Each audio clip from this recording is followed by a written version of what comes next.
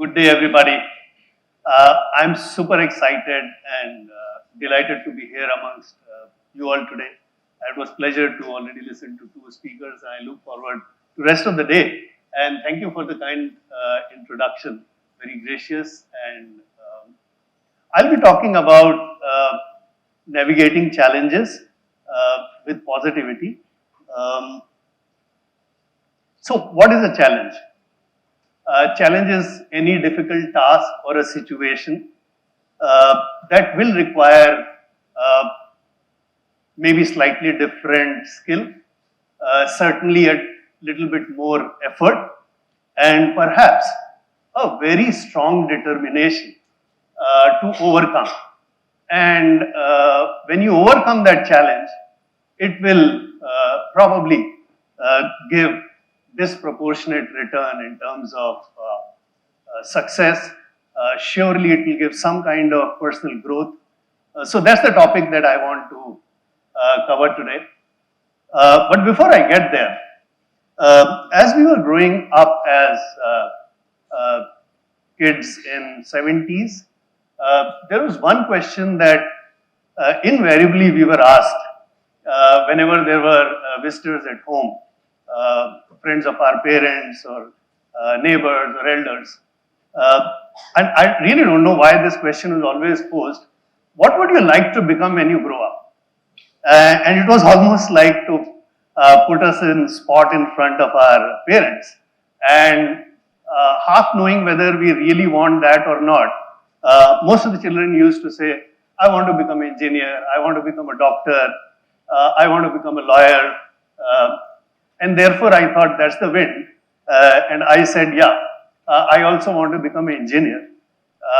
But I also said, and I really don't know how it came to me, that I want to do something for the society. I want to make an impact. I want to give it back. I was too young, so I really don't know how it came to me. But that's something that got etched in my heart, in my mind. And if I have to tell the truth, perhaps I was more serious about this one than becoming the engineer. But as life will have, I had a perfect life. I became an engineer. I was having a great professional life. I had a very successful marriage. I had two beautiful children. And I was doing very well at work. Somewhere I wanted to become a director. I used to say I want to become a director in a big company. And as Almighty Lord will have, I got that also pretty much when I was young. So everything was going fine. Things were flying.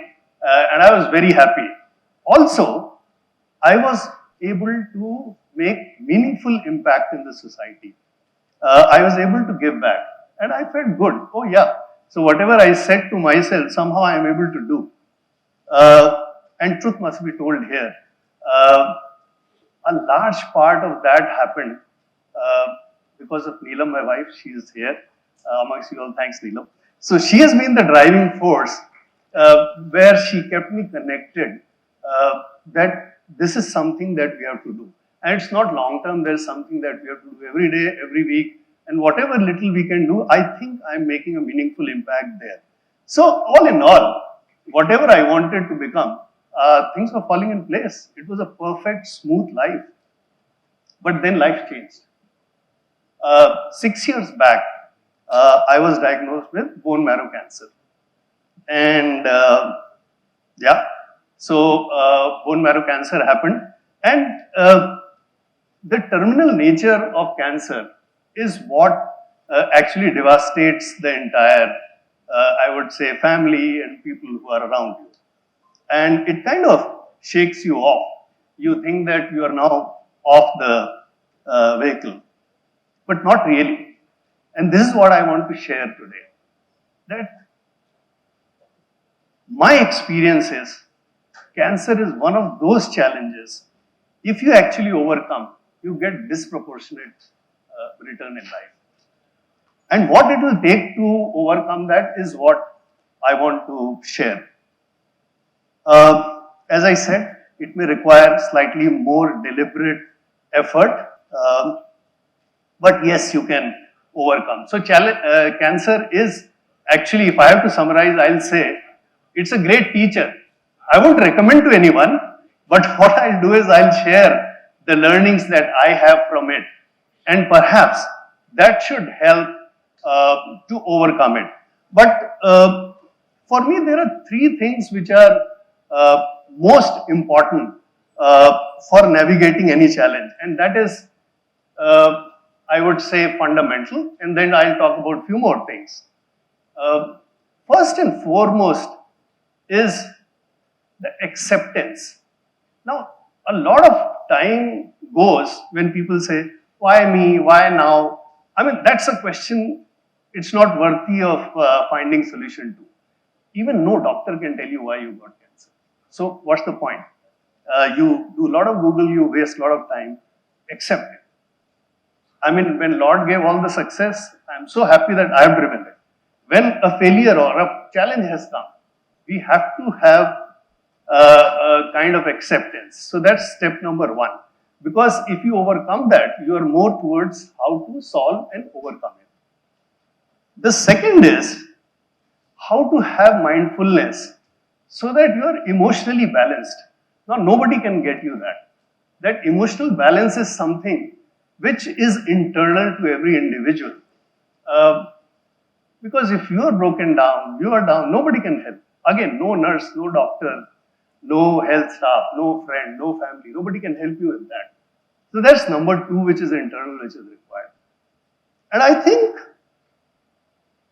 the number three part is the courage. And courage to punch out. So my talk from here on is, what is that I believe are the lessons that I have learned to really punch out.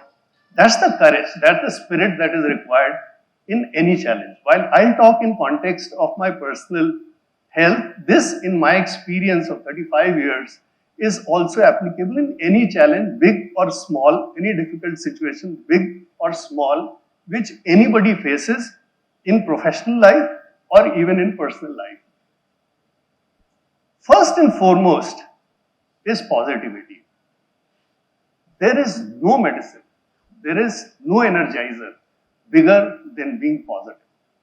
If you are positive, that's the starting point. I would go to the extent of saying, even foolish optimism is worth it. Let me explain with an example.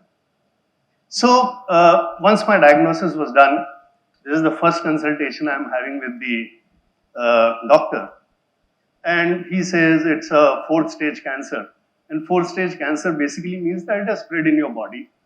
So I said, okay, it's a 4th stage cancer. When we came out, I asked my wife, Neelam, what is this? The doctor is saying 4th stage. So she had a very simple take. She said, that's the medical term. As far as we are concerned, we came to know of it today, so it is 1st stage. That is what I mean when I say foolish optimism. The second thing, there will be occasions when things are really desperate. It's IPL season, and nobody likes to get into a situation where last ball 6 is required. But if you are in that situation, you better think positive. You better think that you can score. Because only if you think, you'll be able to do. Let me tell this example. So there was a stage when, by the way, I've had 3 relapses of that cancer also. So there was a stage when the doctor said, there are 3 known lines of treatment across the world. I have tried all 3 on you. And there is no other treatment possible. Now, how do you feel about it? You almost think like you can see the end line of the terminal disease, right? That's one way of looking. The other way of looking at, you believe in Almighty Lord, then why? I mean, He has given you so much in life. Will He not come and hit the 6 now? Of course He will. And I'm standing here, the cancer is 0. So, the positivity is the first and foremost important thing. The second is good level of understanding. While I'll talk in context of my disease, please see it in context of any challenge which one would face. While it's good to be positive, one also needs to understand the situation well, because there will be some amount of adjustment which is required. While foolish optimism is good, we can't be really careless. So we have to understand the situation well from the experts, from those who have gone through it, do little bit of good amount of understanding of the situation, right? Like even in, and I'm standing in an educational institution, so there would be difficult chapters, right? You make that extra effort. Perhaps pay a little bit more attention in the class, perhaps do a little bit of group study, perhaps go to the library and read more. So, and getting a good level of understanding is very important. Just sheer courage does not help. Understanding is the second level. The third is negativity. And why it is so important to make sure that you don't get into a negative spiral.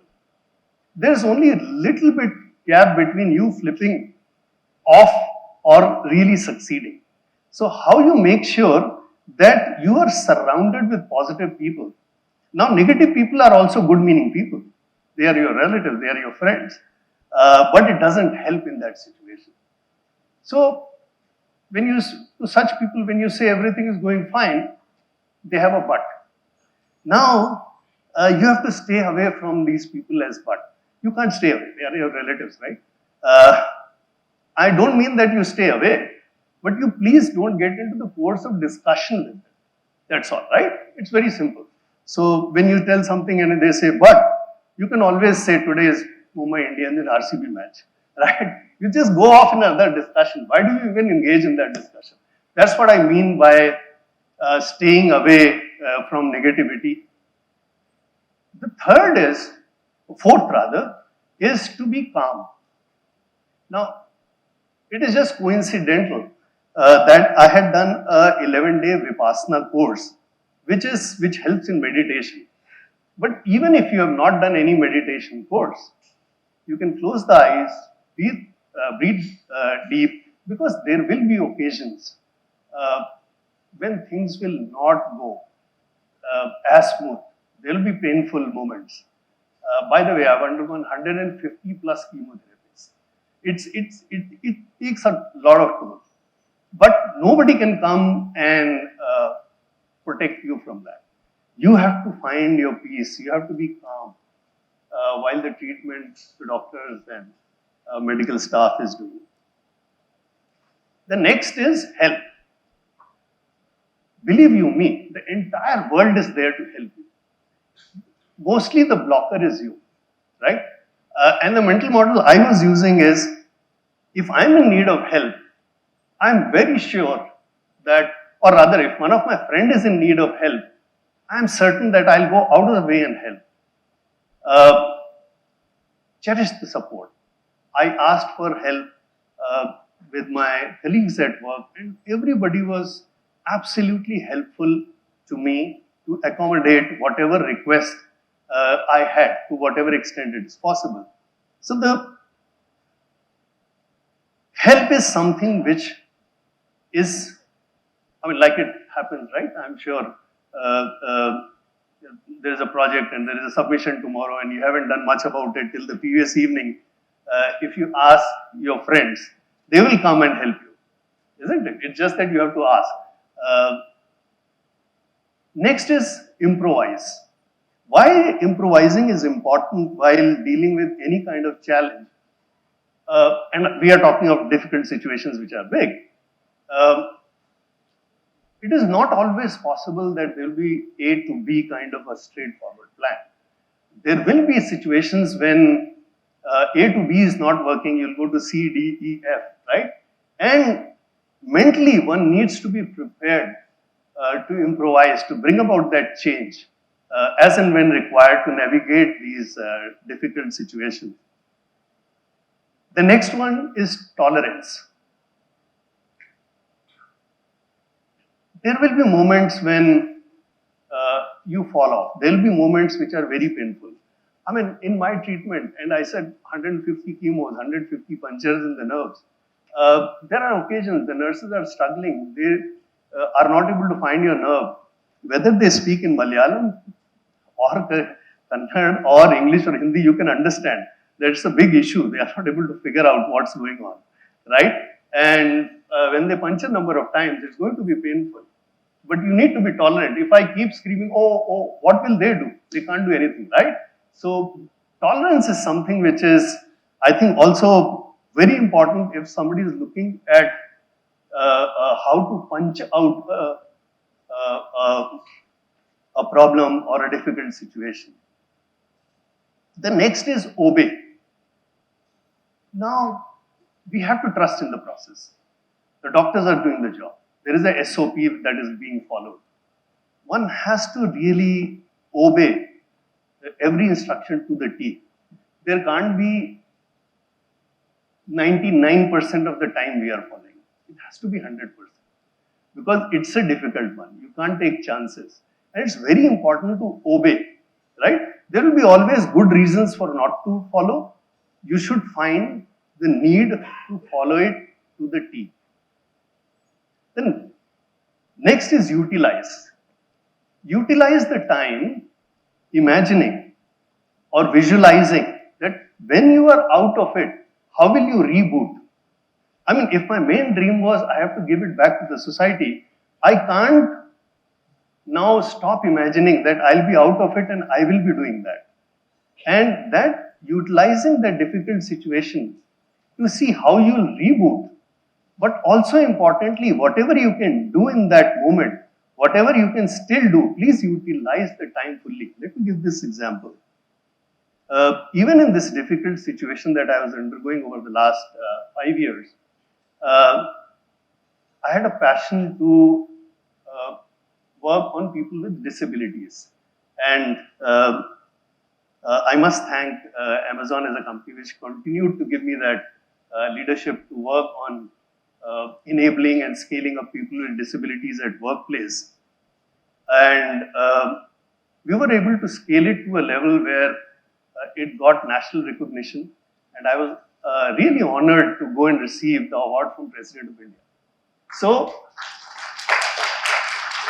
one needs to keep utilizing the time and doing whatever you can do and whatever you will do after you reboot. The last one is triumph. Now, triumph can only come if you never give up. And my only advice will be you should never give up. Even if it is 7 runs in the last ball, don't give up. There can be a wide, there can be a no ball, right? You can never give up, right? So, I'm really humbled to be standing in front of you all. I want to thank my friends, colleagues, family members, doctors, nurses, and staff who helped me. But I think importantly, by delivering on this punch it out, which I have just said, and to summarize, be positive, understand the situation, make sure that you are away from negativity and negative people, be calm, seek help, cherish support, improvise as required, be tolerant, obey whatever is being told, utilize the time to think and imagine how you will reboot, and triumph will be yours only if you never give up. My parting tip, believe in yourself, cherish the support, follow the process, never give up, follow the punch it out, and success will be yours. Thank you.